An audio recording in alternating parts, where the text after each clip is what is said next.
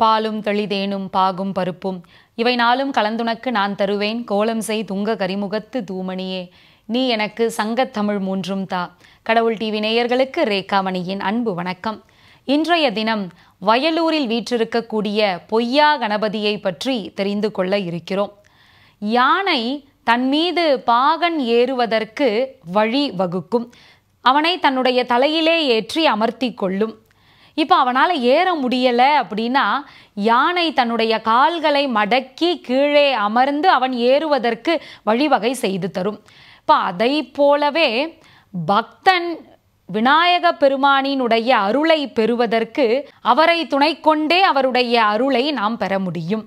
யானை எப்படி தன்னுடைய கால்களை துணையாக்கி பாகனை தன்னுடைய தலை மீது வைத்து சுமக்கிறதோ அதை போல ஆனை முகன் பக்தர்களுக்கெல்லாம் எளியவனாக தாழ்ந்து தன்னை வணங்கக்கூடிய பக்தர்களை தம்மீது ஏற்றி ஊர்வலம் செல்லக்கூடிய ஒரு அற்புதமான நிலை உண்டு. அதனால் விநாயக பெருமான் எளிதில் அணுகுவதற்கு அருமையான கடவுள். ஒவ்வொரு திருத்தலத்திலும் வீற்றிருக்கக்கூடிய விநாயக பெருமானினுடைய சிறப்பையெல்லாம் பார்த்து வருகிறோம். இன்றைய தினம் திருப்புகழை உலகுக்கெல்லாம் கொடுத்த அருணகிரிநாதருக்கு உதவிய பொய்யா கணபதியை பற்றி தெரிந்து கொள்ள இருக்கிறோம். இப்போ முருகப்பெருமானினுடைய திருவருளால் அருணகிரிநாதர் திருப்புகழை படைத்தார். இவர்களுக்கு துணையாக இருந்தவர் பொய்யா கணபதி. அருணகிரிநாதர் சிற்றின்பத்தில் ஈடுபட்டு திளைத்து தன்னுடைய வாழ்க்கையில் எது உண்மை எது நிலையான இன்பம் என்பதை புரிந்து கொண்டு வாழ்க்கையை முடித்து கொள்ளலாம் என்று முயல்கின்ற பொழுது முருகப்பெருமான் அவரை ஆட்கொண்டு முத்தி திரு பத்தி திருநகை என்கின்ற ஒரு அற்புதமான திருப்புகழை இயற்றுவதற்கான ஒரு பாக்கியத்தை வரத்தை அவருக்கு கொடுத்தார். இப்போ அந்த அற்புதமான திருப்புகழ் வருவதற்கு காரணமாக இருந்தவர் விநாயக பெருமான் தான். எப்படி? முருகப்பெருமானே வயலூருக்கு வா என அருணகிரிநாதரை அழைக்க அவரும் புறப்பட்டு வயலூருக்கு வருகிறார். வயலூர் ரொம்ப அற்புதமான திருத்தலம், குமார திருத்தலம் என்கின்ற இந்த தலமானது அழைக்கப்படுகிறது. முருகப்பெருமானினுடைய ஆணைப்படி அருணகிரிநாதர் இந்த வயலூருக்கு புறப்பட்டு வருகிறார். குமார வயலூராக வீற்றிருக்கக்கூடிய அந்த அற்புதமான திருத்தலத்தில் முருகப்பெருமானை போற்றி பாட வேண்டும் என்கின்ற ஒரு ஆசை எண்ணம் அருணகிரிநாதருக்கு எழுகிறது. இப்போ அதற்கு விநாயக பெருமானை துணை சேர்க்கிறார். எப்படி? நீயே முதல் எழுத்தாளன், நான் உய்வதற்கு தேவையான அனைத்தையும் நீதான் செய்ய வேண்டும், எனக்கு எல்லா அருளையும் நீதான் வழங்க வேண்டும், முருகப்பெருமானை வாயார பாடுவதற்கு நான் விருப்பம் பெற்றிருக்கிறேன், அந்த விருப்பத்தை நீர்தான் நிறைவேற்றி வைக்க வேண்டும் அப்படின்னு மனமுருகி விநாயக பெருமானை வேண்டிக் கொள்கிறார்.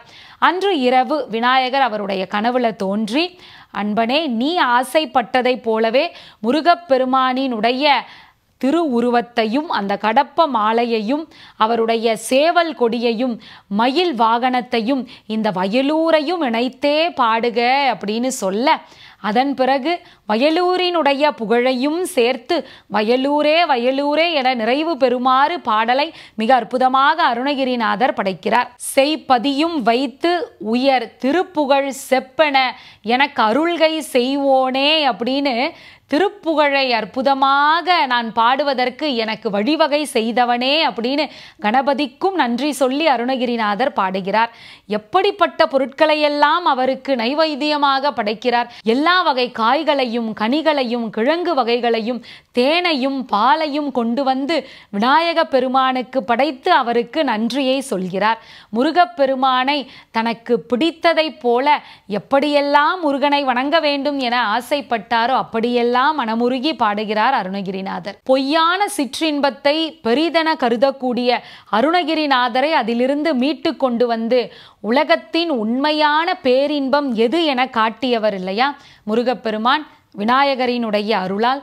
அப்படி அதை போலவே விநாயகரை வணங்குபவர்களுக்கு எது பொய்யான இன்பம் எது மெய்யான இன்பம் என்கின்ற வேறுபாட்டினை வழங்கக்கூடிய கணபதியாக இருப்பதால் பொய் இது என தவிர்ப்பதால் பொய்யா கணபதியாக அவர் காட்சி தருகிறார். அதனால்தான் பொய்யா கணபதியை வணங்குகின்ற பொழுது அருணகிரிநாதர் முதலில் பொய்யான நிலையில் இருக்கக்கூடிய வரிகளையெல்லாம் கூறி அதன் பிறகு எது மெய்யான இன்பம் என்பதை தன்னுடைய பாடலின் நிறைவிலே பதிவு செய்கிறார். இவ்வாறு திருப்புகழை உலகிற்கு வழங்கிய அருணகிரிநாதருக்கு முருகப்பெருமான் எப்படி ஆட்கொண்டு அருள் செய்தாரோ அந்த அருளுக்கு வழிவகை செய்து கொடுத்தவர் விநாயகப் பெருமான். என்றன் உயிருக்கு ஆதரவுற்று அருள்வாயே என பொய்யா கணபதியை அருணகிரிநாதர் வணங்கினார்.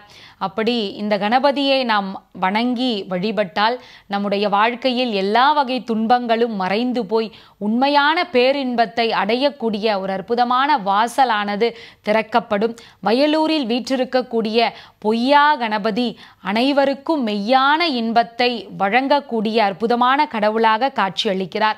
மீண்டும் வேறொரு விநாயக பெருமானின் திருத்தலத்தோடு நாளை சந்திப்போம். அதுவரைக்கும் உங்களிடமிருந்து விடைபெறுவது ரேகாமணி. நன்றி, வணக்கம்.